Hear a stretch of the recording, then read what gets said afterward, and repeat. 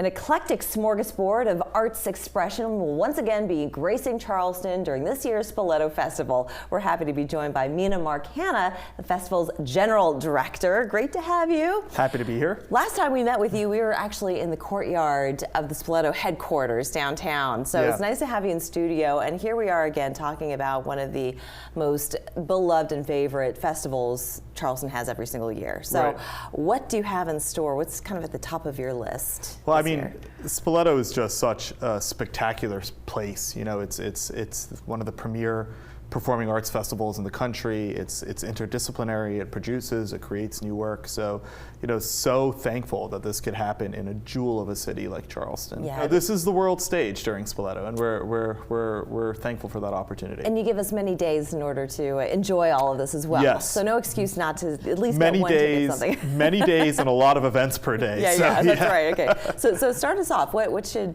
be kind of at the top of our list as well? So we have a world premiere opera this year called Ruinous Gods. It's being co-produced by two European companies, one in the Netherlands, one in Germany, and it's going to open the festival. It's the first opera by Leal Shakar, who's a spectacular violinist and is a violinist that was trained as a classical violinist, but also could play jazz and free open improvisation and Arabic music on the violin. So the sort of sound world she creates, it's sort of mutable. It's in between all of these different vocabularies, these different musical vocabularies. And the subject matter of the opera is difficult. You know, it's about a migrant girl who is cut off from the rest of the world and falls into something called resignation syndrome. And it's told through kind of metaphor, and it's told through folklore, and it's a beautiful story, but it's a difficult story. You know, she also wrote it when she was pregnant with her first child. Oh, wow. So, you know, she was reacting as a mother to seeing, you know, how we as human beings, as governments, as societies, treat our most vulnerable, and trying to find a piece to sort of give voice to that. It's a spectacular, beautiful, beautiful piece. Yeah, well, it sounds like it's the crown jewel of Spoleto this year. One of many, I would say. I was going to say amid a cluster of gems. Thank you. And so let's move on to some of the other events happening. You've got Yo-Yo Ma coming to town. We do have Yo-Yo Ma. Which is incredible. The first time he's coming back to Spoleto, the festival, since 1986.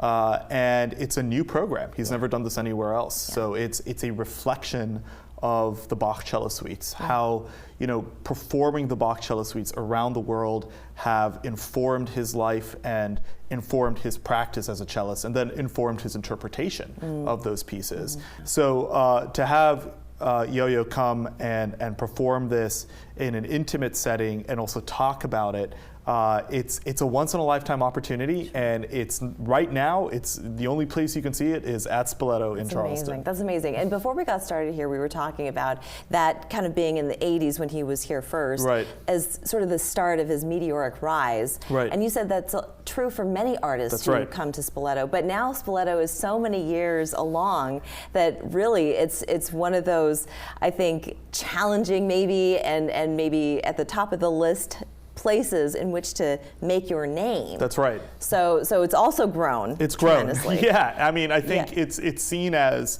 the country's premier performing arts festival.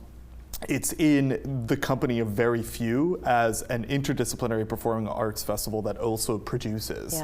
So there aren't a lot of organizations like this around the world. Indeed. Let's talk about the LA Dance Project. So my hometown, Los Angeles. And you're a dancer. And I am a dancer, yes. And Benjamin Millepied, who choreographed this new take on Romeo and Juliet. Sounds fascinating. It is. So to have Benjamin and his company create this version of Romeo and Juliet. This is a version of the ballet that was originally composed by Sergei Prokofiev, the Russian Soviet composer. And we are actually performing it with live orchestra. So you'll have the Spoleto Festival Orchestra in the pit doing the score as they perform this really modern take on this timeless classic, Romeo and Juliet, and do it in a way that's very technology forward. So there's going to be live video feed and capture of things that are happening around the Gilliard, backstage, sort of off stage, and that's going to be projected onto the stage while they're also performing on stage. So it's this totally immersive dance performance, ballet performance at the highest order. And Benjamin Millepied being of New York City Ballet fame, so this is really groundbreaking for someone who's so classically trained, even though, more modern take on classics. But we're running out of time here, but we do have some other wonderful acts, including trombone Shorty, Amos Lee, Grammy winner Jason Isbell. So we've got just chock full of wonderful acts, and this is all happening starting in May, but tickets are on sale now, May 24th through June 9th, 17 days to go see lots of art. Mena Mark, thank you so much for joining us. Thank you so much, Great Layla. to have you with us. We're back after this.